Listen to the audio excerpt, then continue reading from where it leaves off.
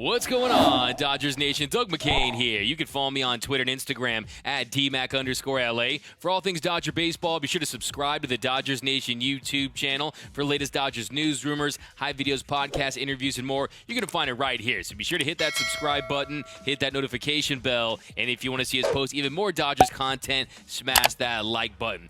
Now, for today's Dodgers Nation question of the day, do you think that LA should trade for any of the current Chicago Cubs, whether it be Hendricks or Craig Kimbrell or Kris Bryant or even Javi Baez? I want your takes down below in the comments. What guys would you include in the deal? Give me some trade packages. Let me know down below in the comments section. And if you could have one player from the Cubs on the Dodgers, who would it be? Let me know down below in the comments section. And for all latest Dodgers news, head over to DodgersNation.com. Okay, so now trade season is getting real. We're less than 3 weeks away from the MLB trade deadline on July 30th, and the Dodgers, they're sure to be buyers at the deadline. They got some things they need to shore up, from the starting rotation to the bullpen. They might want to add a right-handed bat. I promise you this right now, the Dodgers will be making at least one, probably two, maybe even three deals before the deadline. Now, the question today is, should the Dodgers pursue a trade with the Chicago Cubs? The Cubbies have gone from buyers earlier in the year, where they were in first place, to now they've gone on a slide. They're sure to be sellers before that deadline. And Cubs general manager Jed Hoyer, he all but confirmed a complete overhaul for Chicago. He was quoted as saying, 11 days ago, we were certainly fully on the buying side, and obviously teams are now calling to see which players are available. So it's a very different scenario than we'd expected. Life comes at you fast. And then he was asked whether the front office is willing to make players available, and he said that their responsibility is to consider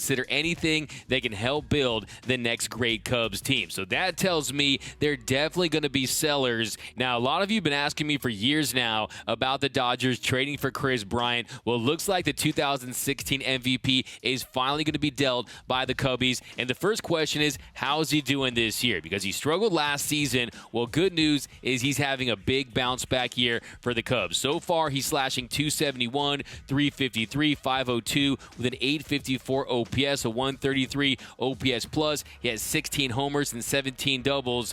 And like he's done for most of his career, he's mashing lefties. This year against Southpaws, he's slashing .348, .423, .725 with an 1148 OPS. Now, he has been dealing with some hamstring issues. He's been dealing with some hamstring tightness. He missed some time in July, and he definitely had a much cooler June. In June, he hit 114 with a 445 OPS. In July, he's hitting .370 with a homer, but a small sample size, 27 at-bats. Now, the pros with Kris Bryant are, one, he crushes lefties, and this year the Dodgers, they're 15th in Major League Baseball against left-handed pitching. They're hitting .234 with a 741 OPS against lefties this year, and also he brings that positional versatility. He can play both corner outfield spots. He can play third. He can play first. Dodgers love that positional versatility. Oh, and he's also going to be a rental. He's definitely going to enter free agency at the end of this season, so I don't think it would take a huge haul to get Kris Bryant on a half-season rental. And then the next question is, if you were to trade for Kris Bryant, who would he replace? And the answer to that question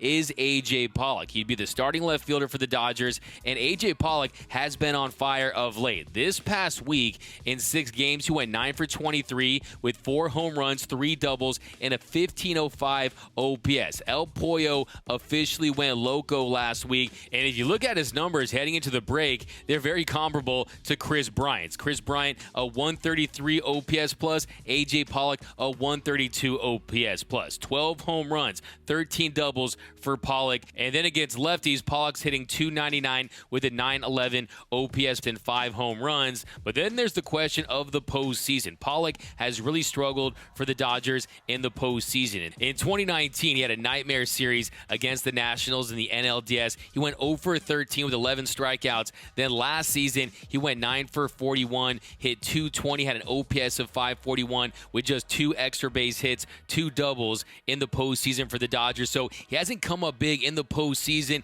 That might be something you want to think about if you're LA. And on the flip side, it's not like Kris Bryant has been Corey Seager in the postseason, but he has had some monster series. In 2016, the NLDS, he had an OPS of 1099 against the Giants in the World Series. He had an .887 OPS with 2 home runs. So he has had success in the postseason. And the question is, do you think a optimal version of Kris Bryant will put you over the top? Now, I will say I do love me some AJ Pollock, but if you could get a third team in the deal that would take on his contract and bring on Kris Bryant for the remainder of this season, and then he would walk and you would have all that money to get a new left fielder, I'm saying you could possibly get younger and you could have more payroll flexibility if you're the Dodgers. But I think the Dodgers will end up sticking with AJ Pollock. I do think that he has the potential to have a breakout postseason. You see the power, you see his success against lefties. Only issue is when he gets into a cold streak, when he starts slumping, he slumps hard. And unfortunately, that's been in the postseason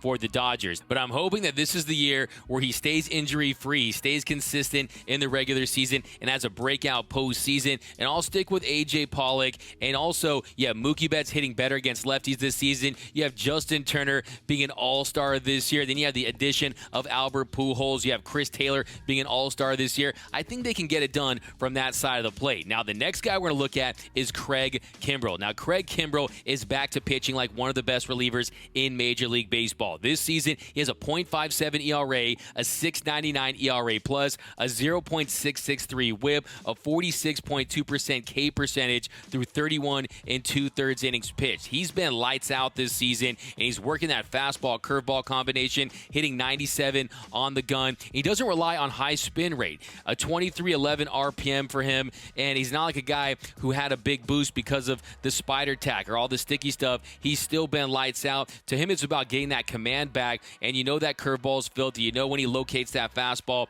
he can be unhittable at times. They're hitting 129 against his heater and .068 against his curveball. Now, the other thing about him is you look at his contract. He has a 2022 vesting club option, including a $1 million buyout, and the vesting is with 110 games finished across 2022 and 2021 and 55 games finished in 2021, and passes a physical, and his 2022 buyout will increase by $1 million for each 53 games finished in 2020 and 2021. So it does get a little complicated with that, but it is still a short-term deal at $16 million per season, and no matter what, he'll be a free agent after the 2022 season. Now, to me, Craig Kimbrell's a guy that, one, you have to consider the role he'd be willing to embrace, because the word on the street is he wants to be a closer, and Kenley Jansen should have been an all-star closer this season, but I do think that Kenley Jansen is open to doing a closer-by-committee situation with him and Craig Kimbrell, and it's only going to help Kenley Jansen. But will he feel jealous? Will he want to be out there during every single big spot? I think that's possible, but I also think you have to be realistic and you have to do what's best for Kenley Jansen, because we've seen him have really nice moments in the regular season, and then the postseason, he'll falter at times. See Game 4 last season in the World Series. So I think Kimbrell would be a major get, and I think if you're LA, you could never have enough starting pitching depth, bullpen depth, and as much as I love Brusdar Graterol, and as great as Corey Knebel was early on this season, they haven't been healthy this year. There's a lot of question marks, but then you have the resurgence of Joe Kelly. You have Kenley Jansen pitching much better. Blake Trinan. Do you really want to go all in on another elite reliever? And we really haven't seen that with Andrew Friedman, trading for a lockdown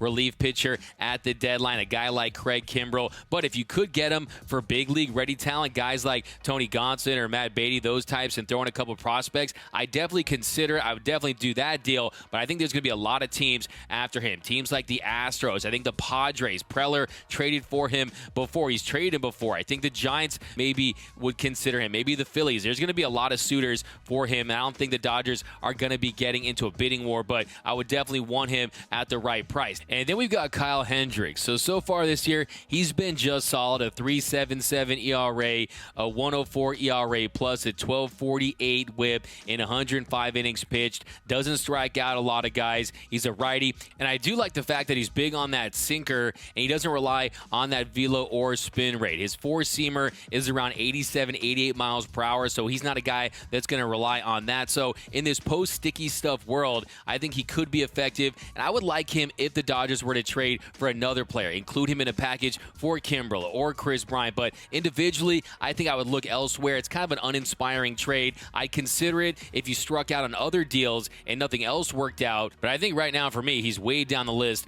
of guys I want the Dodgers to pursue. Doesn't really excite me that much, the idea of having him in Dodger blue. blue. But if they sustain more injuries and you need him, maybe you could get him on the cheap, and they might consider doing that deal. But let me know down below in the comment section. Do you think the Dodgers should trade for any current Cubs players? Let me know, who would you go after if you could have one of them between Craig Kimbrell, Kris Bryant, Kyle Hendricks. You can even throw in guys like Javi Baez and Rizzo if you want. Let me know down below in the comment section. My name is Doug McCain. You can follow me on Twitter and Instagram at DMac_LA. For all things Dodger baseball, hit that subscribe button, hit that notification bell, and if you want to see us post even more Dodgers content, smash that like button. For all latest Dodgers Nation merch, head over to gearup.la. For the latest Dodgers news, head over to DodgersNation.com. And until next time, think blue, bleed blue, and I'm out.